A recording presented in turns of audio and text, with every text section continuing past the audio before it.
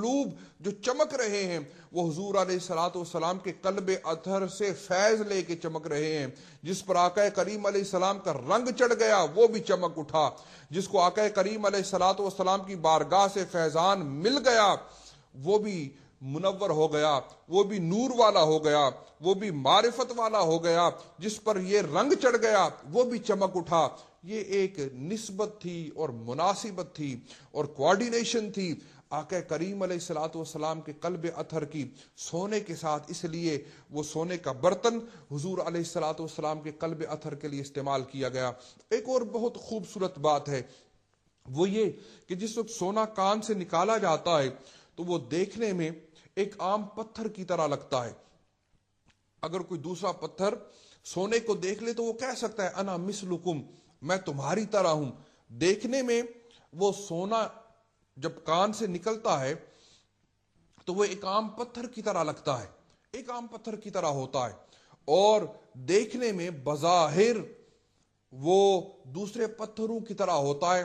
لیکن اگر اس کا برقع اتارا جائے اور اگر اس کو بے نقاب کیا جائے تو پھر اندر سے وہ چمکتا ہوا سونا نکل آتا ہے اور پتہ چلتا ہے کہ دیکھنے میں دوسروں کی طرح ضرور ہے لیکن دوسروں کی طرح ہے نہیں ہے دوسروں سے جدا, دوسروں سے افضل, دوسروں سے اعلیٰ.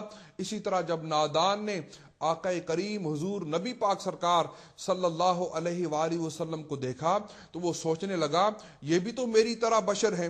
جس طرح سونا ہے نا تو وہ کان سے نکلا تو دوسرے پتھروں کی طرح لگتا ہے, اس کی بظاہر شکل دوسرے پتھروں جیسی ہے. تو جب نادان نے حضور علیہ السلام کو دیکھا سوچنے لگا ان کی بھی 10 انگلیاں, میری بھی 10 انگلیاں, یہ بھی کھاتے ہیں میں بھی کھاتا ہوں, یہ بھی چلتے ہیں میں بھی چلتا ہوں. تو نادان نے یہ سمجھ لیا بظاہر یہ میری طرح لگتے ہیں تو میرے جیسے ہی ہوں گے.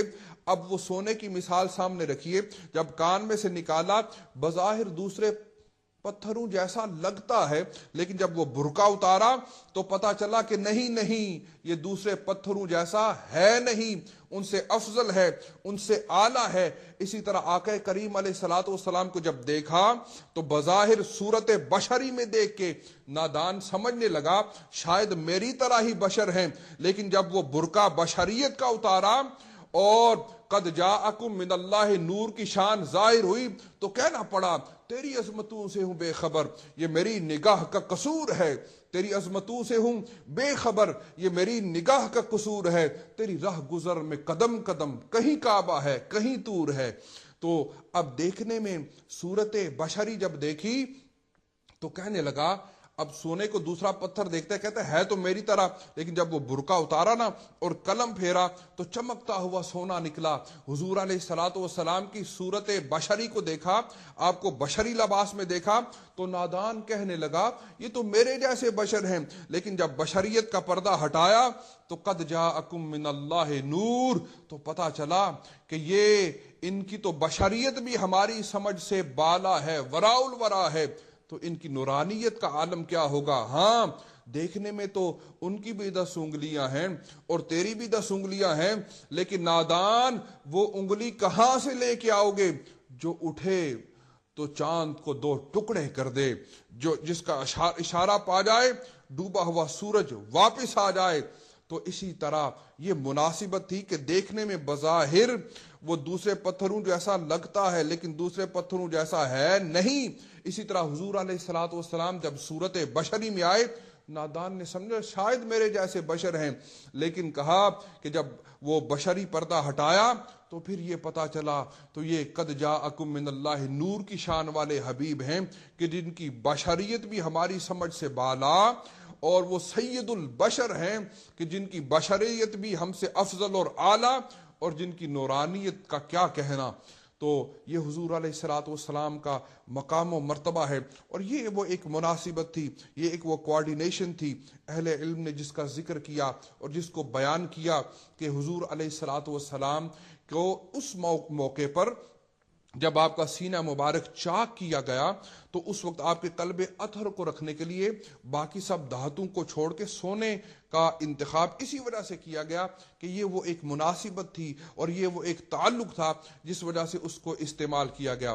تو فرمایا گیا الم نشرح لک صدرک، اے پیارے حبیب ہم نے آپ کا سینہ مبارک کھول دیا ہے، آپ کے سینہ مبارک کو وسعت قلب عطا فرمائی ہے اور آپ کو وسعت علمی عطا فرمائی ہے اور ظاہری باطنی علوم سے مالا مال کر دیا ہے۔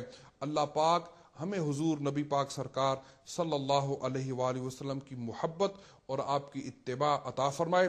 سورہ انشراح کی پہلی آیہ بینہ کے حوالے سے کچھ عرض کیا ہے، ہم اپنے اگلے ایپیسوڈ میں اگلی آیہ بینہ پر گفتگو کریں گے۔